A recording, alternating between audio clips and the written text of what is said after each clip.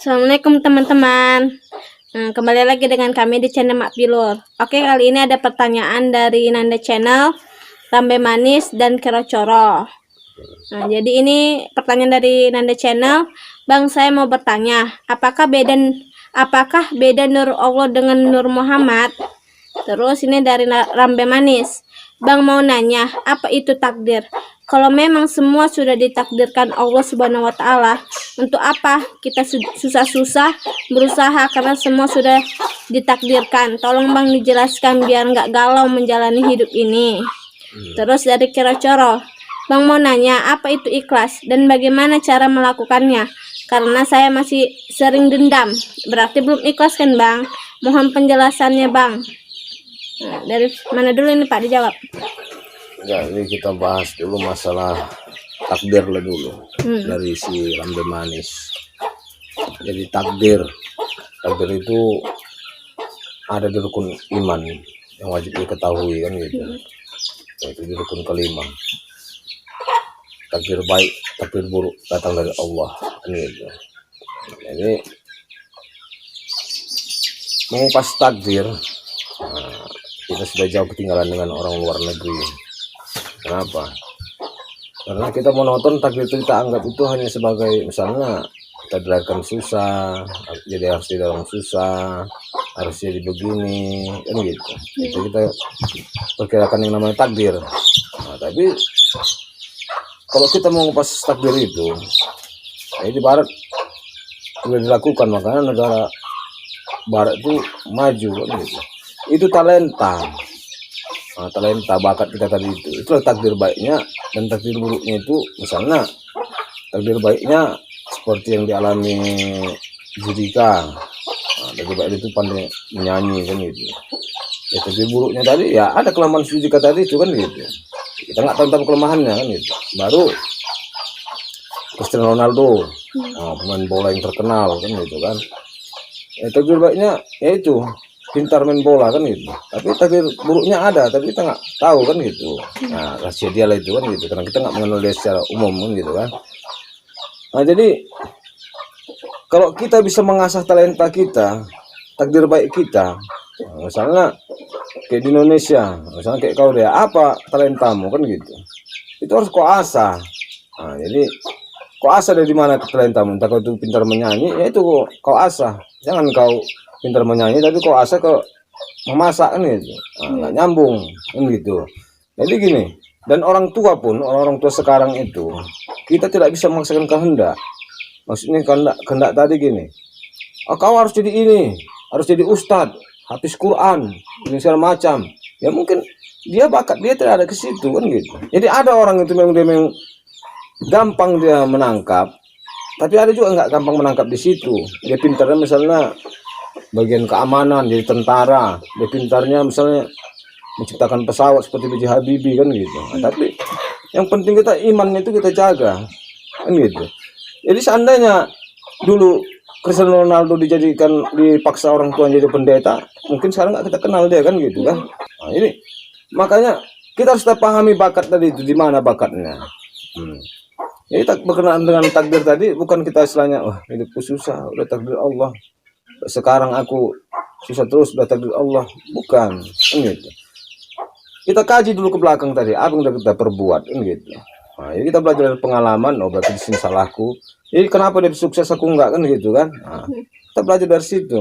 Jadi kuncinya kan gini, kalau kita mau tahu sedikit agama kan gitu kan, bergaul dengan orang ustadz ini gitu kan, setidaknya kita pasti tahu agama.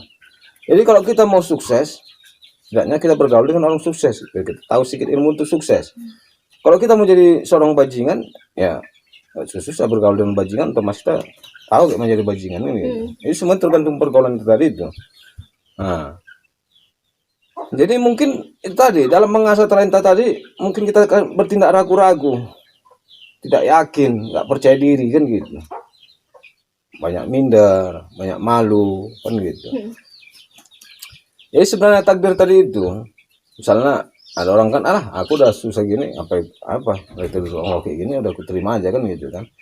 Tidak, kita wajib berusaha kata Allah itu, wajib berusaha. Jadi pernah itu ada istilahnya seorang apa dulu bilang kan, dia bertaruh sama kawannya kan gitu. Jadi katanya rezeki itu yang datang dari Allah kan gitu. Nah, kalau yang datang dari Allah, kau sembunyi kau di lemari, kata bisa nggak dapat makanan kan gitu. Nah, jadi dia sembunyi lemari dia di dalam masjid ini kan gitu. Ya kawannya di luar, istilahnya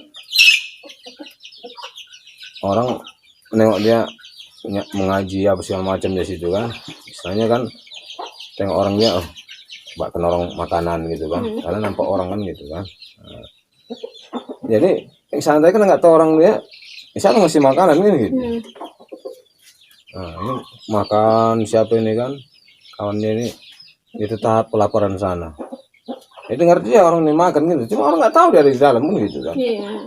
Nah, jadi itulah katanya lah pula kan buatnya kode kan, oh atau di dalam, nah, baru dikasih dia di dalam gitu kan. Nah, jadi itu kan udah usaha namanya. Walaupun tapi usaha. Jadi kalau kita berdiam diri nggak bakal datang rezeki tadi itu, makanya diwajibkan kita berusaha kan gitu. Nah, itulah dia. Jadi yang dimaksud Allah tadi itu takdir tadi, misalnya langkah rezeki pertemuan mutlak tanganku kata Allah ya kan. Nah, ini balik-balik kita membahas tadi itu dengan tiupan tadi itu, tiupan yang ada di diri kita tadi itu kan gitu. Itulah namanya ruh tadi itu. Jadi kalau tidak ada tiupan Allah tadi itu, bisa nggak kita berusaha? Nggak bisa. Contohnya aja kayak bapak merokok ini, rasa menggerakkan tangan bapak untuk masuk rokok ke mulut nggak bisa. Mana bisa? Namanya nggak ada lagi nyawa kita tadi, kita betul kaku. Ini semua itu memang kena Allah itu yang dimaksud. Itu tadi. Ya mutlak tangan dia, kalau dicabutnya tadi nggak bisa kan gitu. Nah, cuma memang ada lagi satu takdir yang tak bisa dirubah kan gitu. Tak bisa dirubah tadi, misalnya gini, kau itu terakhir dari keluarga susah, itu nggak bisa kau rubah takdirmu itu. Tapi kalau kau untuk merubah kau jadi orang kaya bisa, ya tergantung kau yang menentukan takdirmu tadi itu. Misalnya gini, kamu jadi seorang polisi, ya polisi, tapi kau nggak mau sekolah, mabok-mabokan, gitu kan? Ya kayak mana mau jadi polisi? Nah, ya kalau setidaknya kamu mau jadi polisi ya, satu sekolah, ada tamatanmu kan. Yang kedua istilahnya ya, kau cari tahu istilahnya sama polisi-polisi dulu, istilahnya bagaimana testing dulu, apa dulu kan, kita bisa latihan kan gitu kan. Jadi situ kita bisa, mudah-mudahan insya Allah bisa berhasil kan gitu. Saya mau jadi polisi tak nggak mau tahu ya sama doang kan gitu. Nah, jadi memang ada satu lagi istilahnya mau jadi polisi awak istilahnya, tapi harus kunci satunya harus tamat sekolah. Ya kok biar duit ya kan. Ya kan namanya usaha juga kan gitu. Harus ada usaha. Nggak bisa kalau nggak ada usaha. Jadi itu yang dimaksud takdir tadi itu. Jadi makanya kayak kata si Rambe Manis itu katanya, kok yang takdir Allah tadi, ya ngapain kita mesti berbuat? Ya tidur aja di rumah. Tinggal nunggu nanti rezeki datang tuh, datang orang ngantar makanan. Ya kayak gitu. Nah, maka kadang orang sampai Pepsi.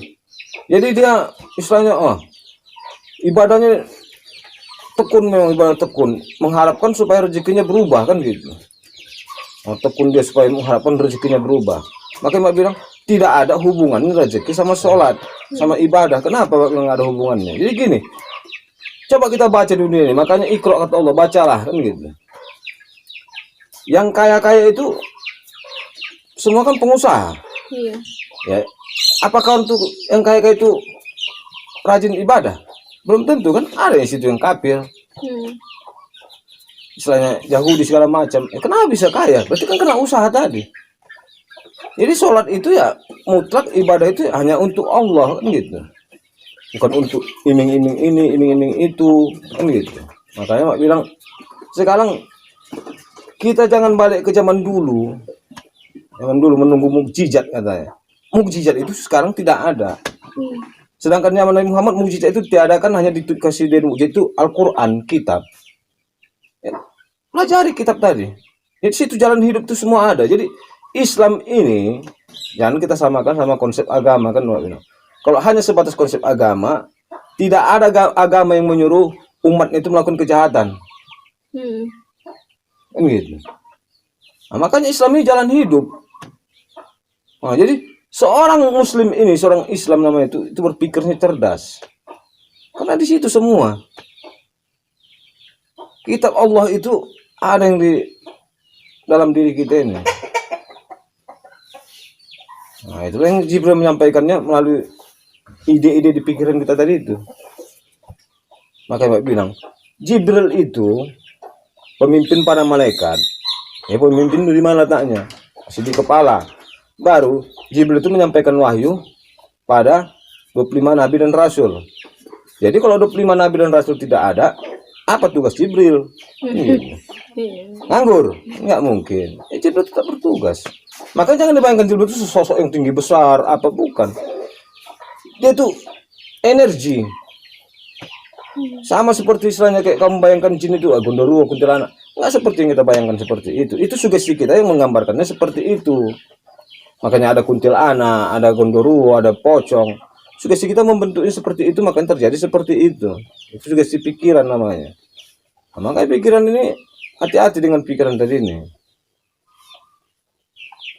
Berbahaya. Nah, jadi gini, makanya dalam konsep kehidupan sehari-hari kita ini, tangan dan seluruh anggota tubuh kita ini punya fungsi masing-masing.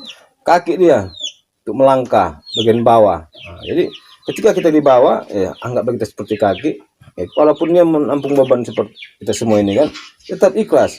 Baru tangan mengangkat kanan. Jadi semua itu fungsinya, geraknya itu dari pikiran. Nah, contoh gini, kau lihat dompet jatuh, mata melihat, dompet, kata-mata masuklah dalam hati.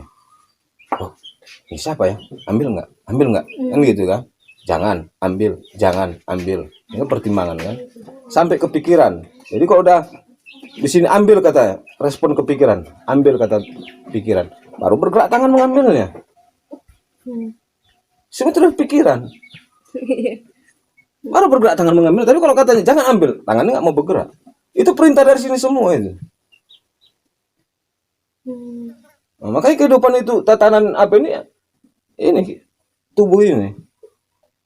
Maka sebenarnya kita ini namanya sesama manusia ini sebenarnya satu kesatuan yang nggak bisa dipisahkan. Harus saling mengisi kekurangan dengan kelebihan masing-masing. Makanya kayak misalnya si kaya, jangan dianggapnya dia istilahnya, wah kau butuh sama aku, menindas yang lemah kan gitu, menindas yang miskin. Jangan, karena tanpa si miskin tadi, kayak mana untuk mengapakan asetnya tadi itu, kan itu kan. Nah, jadi si bodoh pun jangan terus merasa minder tergantung sama si pintar. Si pintar pun jangan istilahnya tidak mengakali siapa saja, si bodoh kan gitu. Ya saling mengisi. Itulah kesempurnaan diciptakan Allah. Masing-masing itu ada kekurangannya, ada kelebihannya. Jadi kayak kita istilahnya sekarang dalam keadaan susah gini, miskin kan gitu. Bukan berarti kita itu istilahnya apa? Harus mengeluh sama Allah, enggak. Ya, inilah harusnya kita kita hadapi tatanan kehidupan tadi itu, supaya dunia ini bisa berkembang kan gitunya. Saling mengisi namanya. Jadi misalnya yang punya ladang, ya, kalau nggak ada di sini kayak mana dia? Kalau nggak ada yang mau kerja di ladang ini kayak mana dia? Apa mau ngekret sendiri? Mana mau dia? Kan nggak mungkin. Nah, makanya yang kaya itu pun jangan terlalu merasa sepele sama yang susah kan gitu. Tanpa yang susah mereka tuh ada apa-apanya, nggak ada artinya sama sekali, nggak ada gunanya. Nah, makanya harus saling mengisi. Makanya nggak boleh sepele kita sama orang, nggak boleh sepele. Itulah. Tapi sekarang banyak yang orang kayak gitu. Memang kayak gitu, karena tadi kita nggak menyadari bahwa dianggapnya itu harta itu punyanya semua, dia yang hebat. Makanya Pak bilang masih dipertuhankannya dirinya kan gitu. Jadi makanya kalau syahadatnya sudah kuat, la ilaha illallah katanya ya kan, tiada Tuhan selain Allah. Ya tiadakanlah Tuhan selain Allah tadi itu, terutama diri kita tadi itu yang kita merasa sombong, merasa angkuh, merasa ini segala macam. Kenapa? Karena itu sombong itu hanya punya Allah. Kita nggak berhak menyandang itu. Itu yang maha segalanya. Kita ini masih cuil. Tapi tadi karena adanya syaitan di diri kita tadi itu yang membuat kita lupa kan gitu. Nah, makanya harus bolak-balik diingatkan. Nah, tapi terkadang orang kok diingatkan makin marah.